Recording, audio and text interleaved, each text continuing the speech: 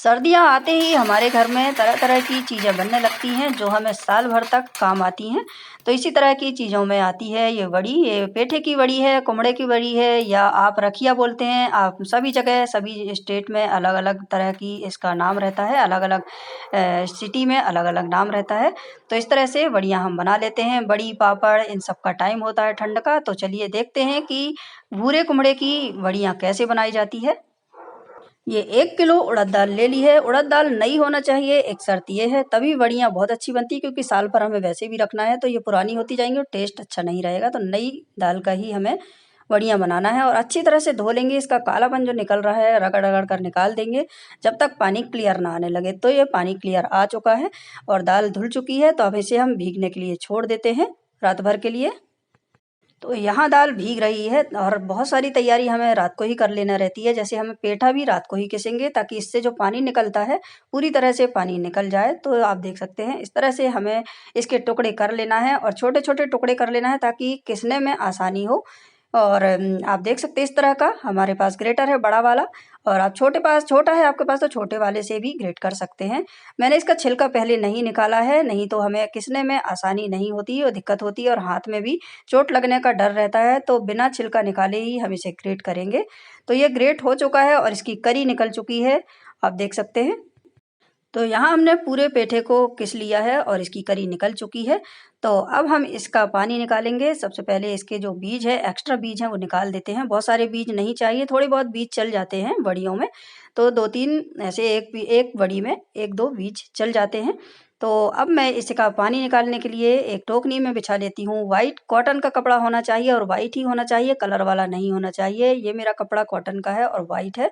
कुछ मैंने छाना था तो इसका येलो कलर लग गया है। वैसे ये वाइट कलर ही है और पूरे पेठे को हम इसमें रख देते हैं और इसका पानी आप देख सकते हैं कितना सारा पानी निकल रहा है। सबसे ज़्यादा इसमें पानी रहता है और इसका पानी बहुत ही ज़्यादा फ़ायदेमंद रहता है। आप चाहें तो पी सकते हैं, पेट के लिए बहुत फ़ायदेमंद रहता है और मैं इसे रख लेती हूँ। इसका पानी फेंकेंगे नहीं क्योंकि हम बड़ियाँ इसी से बनाएँगे और इसमें हम वज़न एक टोकनी में रख देंगे और इस तरह से वज़न रख देंगे इसके ऊपर अच्छी तरह से बाँध कर और ताकि इसका जो पानी है, एक्स्ट्रा पानी वो पूरी तरह से निकल जाए। और इसका पानी निकलना बहुत ज़रूरी है, नहीं तो वड़ियाँ हमारी बनाने में आसानी नहीं होगी, परेशान हो जाएँगे हम। तो अब सवेरे हो चुका है और ये वड़ी पूरी रात भर इसी तरह से पेठा इस तरह से पोटली में बंधा हुआ आप देख सकते हैं इसका पानी निकल चुका है।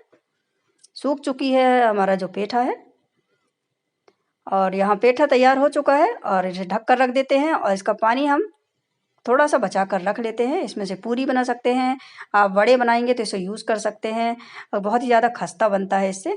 तो अब हम यहाँ दाल भी देख लेते हैं, दाल हमारी भीग चुकी है। ये देखिए, अब दाल का हमें पूरी तरह से छिलका निकालना है। आप चाहें तो इसमें धुली दाल ले सकते हैं, कोई ज़रूरी नहीं है कि आप छिलके वाली दाल ही लें। धुली दाल लेंगे तो आप ये सब झंझट से बच जाएँगे। मेरे यहाँ ये छिलके वाली दाल ले आए थे तो छिलका भी निकाला जा सकता है, तो मैं छिलका निकालने का तरीका भी आपको बता रही हूँ। इस तरह से हाथों से घिसते हुए इसका हमें छिलका निकाल देना है और एक तरीका और मैं बताऊँगी आपको। इस तरह से हम ये छिलके निकाल देते हैं और इसी तरह से घिसते हुए हम छिलका निकालेंगे और ये आप देख सकते हैं बहुत कुछ छिलका निकल गया है और इसका पानी जो निकलता है इसको हमें वेस्ट नहीं करना है, फिर से इसमें डाल देते हैं और छिलका निकालेंगे। तो अच्छी तरह से छिलका निकालने के लिए मैंने यहाँ ले लिया है एक टॉवल, कॉटन का टॉवल है और इसमें रोएँ वाला टॉवल नहीं है, सिंपल टॉवल है ये पुराना टॉवल। और अगर आपके पास जो हमारे पास एक बोरी रहती है जूट की बोरी, उसे भी ले सकते हैं अगर आपके पास है तो, उसे भी बिछाकर इस तरह से घिस सकते हैं। तो ये इसी तरह से घिसेंगे और छिलका निकालेंगे। तो ये एक बार हमने घिस चुका है इसे और इसे हम रख देते हैं। अब दूसरा वाला पार्ट ले लेते हैं और ये इसी तरह से हमें घिसते जाना है। तो आप देख सकते हैं इसमें से बहुत सारा छिलका निकल रहा है और बस घिसना है, बाकी हम बाद में इसे पानी से धो लेंगे। आसानी से इसका छिलका निकल जाता है। तो धोने के बाद आप देख सकते हैं इसका छिलका निकल चुका है। बस कहीं-कहीं इक्का-दुक्का दिख रहा है आपको कि छिलका है इसमें, बाकी ऐसे कोई ज़रूरी नहीं है कि पूरी तरह से साफ़ होना चाहिए। थोड़ा बहुत 1-2 जगह छिलका चल सकता है। तो अब हम इसे पीस लेते हैं। तो मैं इसे मिक्सर ग्राइंडर में ही पीसूँगी क्योंकि मुझे बहुत कम दाल पीसना है। करी हमारी कम निकली है तो 1 किलो दाल पूरी नहीं पीसूँगी मैं। और यहाँ पीस लेते हैं तो पानी नहीं डालूँगी, इसी तरह से पीसना है पहले और अब देख लेते हैं इसमें। ये देखिए आप, बिना पानी डाले थोड़ा-सा पिसा है लेकिन ये पूरी तरह नहीं पिसा है, तो मैं थोड़ा-सा पानी की ज़रूरत पड़ रही है तो मैं इसमें डालूँगी। ये पेठे का पानी है सिंपल पानी नहीं लेना है, पेठे का पानी डालकर ही दाल को पीसना है।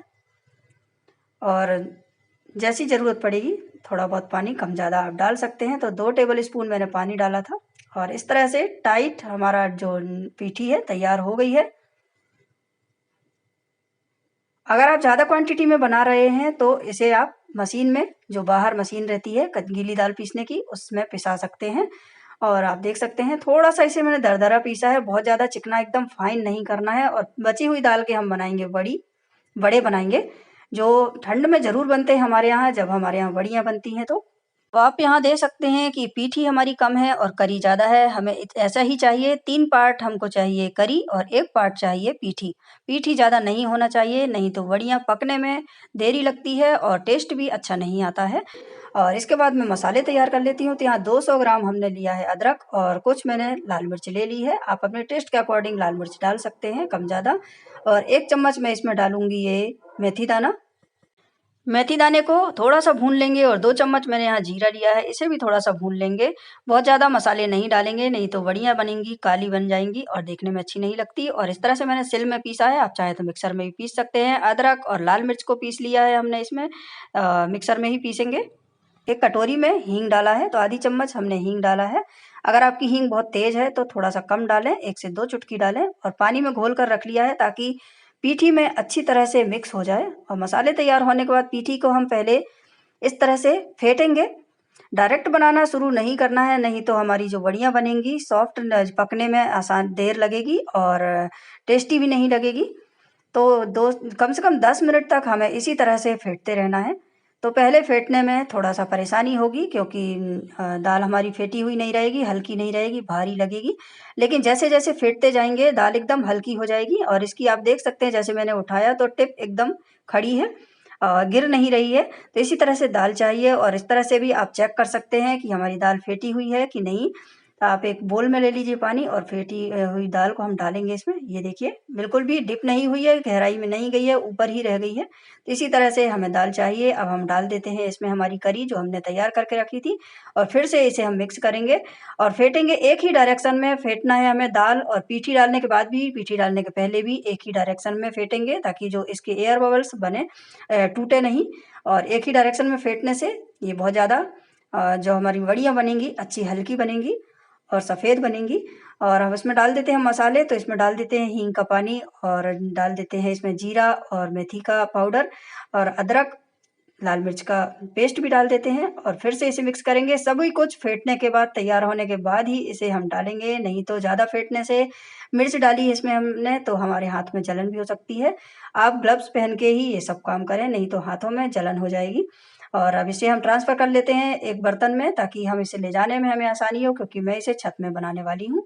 अब हम जो पानी निकला था हमारा पेठे का, उसको हाथ में इस तरह से लगाएँगे और थोड़ा-सा पीठी उठाएँगे हमारी और इस तरह से कैच करेंगे। जैसे बॉल बनाते हैं इस तरह से बॉल बनाएँगे और चपटा करने के बाद अंगूठे से थोड़ा-सा इसे होल कर देंगे इसमें और सूखने के लिए डाल देंगे। तो मैंने यहाँ छत में पहले ही चद्दर बिछा कर रख लिया था और इस तरह से हमें बड़ियाँ बना लेना है। आप छोटी बड़ी जैसी चाहें वैसी बड़ियाँ बना सकते हैं। तो मैं छोटी वाली बनाकर भी दिखा रही हूँ। इस तरह से छोटी वाली भी बना सकते हैं, लेकिन मैं थोड़ी-सी बड़ी वाली बनाऊँगी। सूखने के बाद वैसे भी छोटी-सी हो ही जाती हैं ये। जितने बार भी बड़ियाँ बनाएँ उतने बार पानी में हाथों को ज़रूर डिप करेंगे। इससे बड़ियाँ बहुत दिन तक चलती हैं, साल भर तक खराब नहीं होती हैं। और आप देख सकते हैं सभी बड़ियाँ यहाँ तैयार हो चुकी हैं और यहाँ 2 से 3 दिन तक सूखने के बाद बड़ियों को हम पलट देते हैं। ये देखिए, एक साइड सूख गई है और दूसरे साइड भी हमें सुखाना है, तो इन्हें हम पलट देते हैं और 3 से 4 दिन फिर से हम इसे छोड़ देते हैं। कम से कम 8 से 10 दिन तक बड़ियों को सुखाना है।